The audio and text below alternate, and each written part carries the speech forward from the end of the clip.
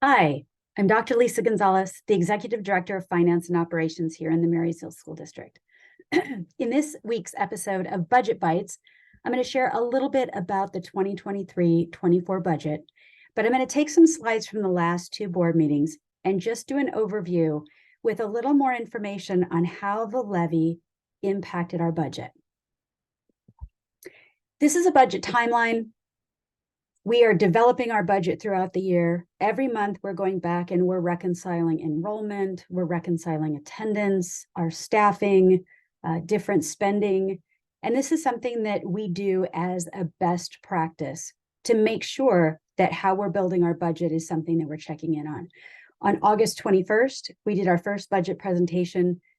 We did our notice of hearing and our adoption on August 28th, and we did meet the required statutory deadline of August 31st.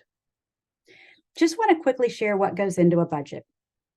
Local money, state money, federal money, these all come from different programs.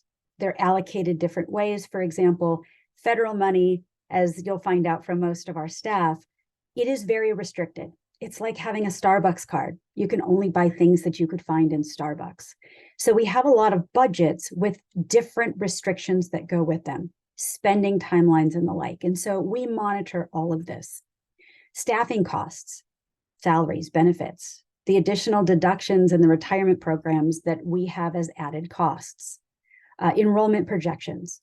Our budget is only as good as the assumptions, which is why we are regularly going back. Monthly, we are going back and checking those assumptions to see if they're accurate.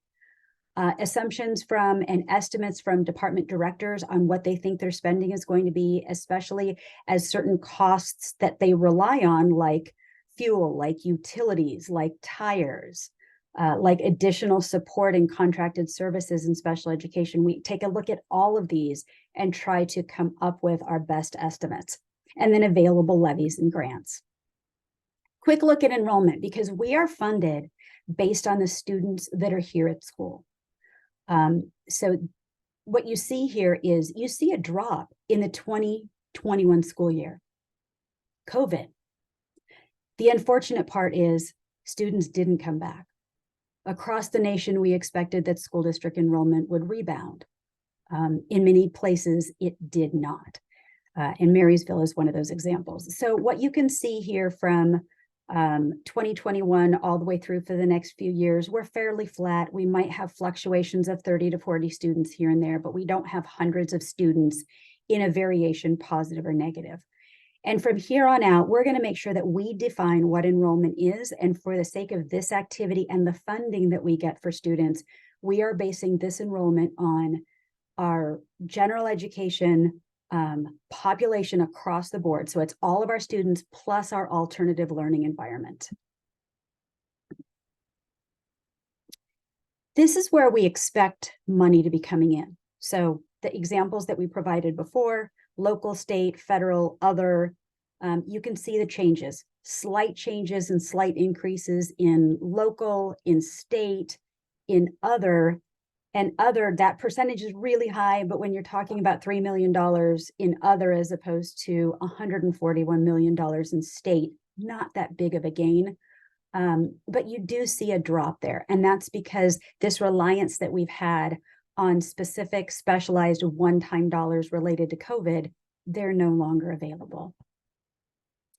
Everything that we budget goes into a specific object code. So when we set up our budget for the year, we budget in these 7 categories, and materials and supplies become our catch-all until we figure out where we've got expenses that might be higher than other areas. The one stipulation with materials and supplies is if we're budgeting here for 18.9 million, we can't ever spend more than that in that category. And so it is our holding account. You can see services. We're expecting services to go up a little bit. Certainly our certificated salaries are increasing. Our classified salaries are increasing. Our benefits and payroll taxes are staying pretty close to consistent. I know it's $500,000, but in the big scheme of things with 42 million, that's pretty close. You can see that we have really cut back on travel, and capital outlay is some of the things that we plan to spend this year for facilities. This is the most important slide to take a look at. We get funded based on our enrollment, so you see that in the top row.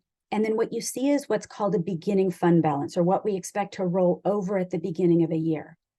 What we expect to roll over at the beginning of this year is 1.4 million. It's an estimate at this point of what we think we didn't spend last year. That rolls over. But you can see a big difference in 23-24 if you go down to this area right here. What you see is that our revenue is much less than our expenditures. That basically means our budget is upside down. It means that we're spending more than we're bringing in. And that's where the binding conditions that we talked about in the last video play in. So our ending fund balance that we're estimating at the end of this year would be approximately $17.5 million. We stay on that trajectory for another year. Our difference is a little less that following year. And then by 26-27, assuming all costs as they are right now stay the same, we would be in a better situation. I want to bring up the levy because there have been a number of comments that have been made about the fact that it really wasn't the levy, or the levy didn't make that much of a difference, or many other opinions. All I'm going to do is present the data. Levy is recorded as a local revenue. What you can see there from 2018-19 all the way through all of these cells, what you see is that our income from levies and local income stayed about the same.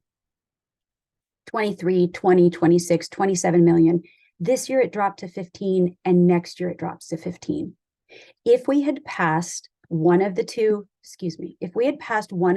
levies back in either February or April of 2022, we would have had approximately $13.7 million in the 2022-23 school year and $11 million in 23-24.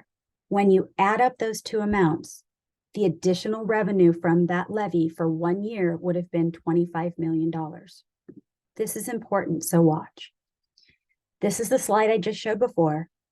I'm showing you this line here with the arrow because I'm going to take that and pull that out right here. So I've now pulled that out. If I take the 25 million that we did not get from passing that levy in 2022, this is what our adjusted fund balance, our ending fund balance would be like at the end of the year. All of the red goes away.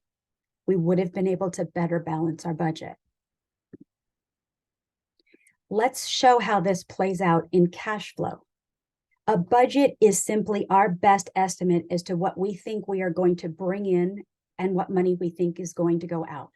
Cash flow is what we actually have in the treasury that allows us to pay our bills. By October, we will be short approximately $1.8 million. This is why we needed to go into binding conditions to be able to borrow against future money. If we had had that $25 million of levy money, and we look across this bottom row here to the highest amount of where we are short cash, that amount would fall in June of 2024. It shows that we would be approximately $21,978,000 in change short.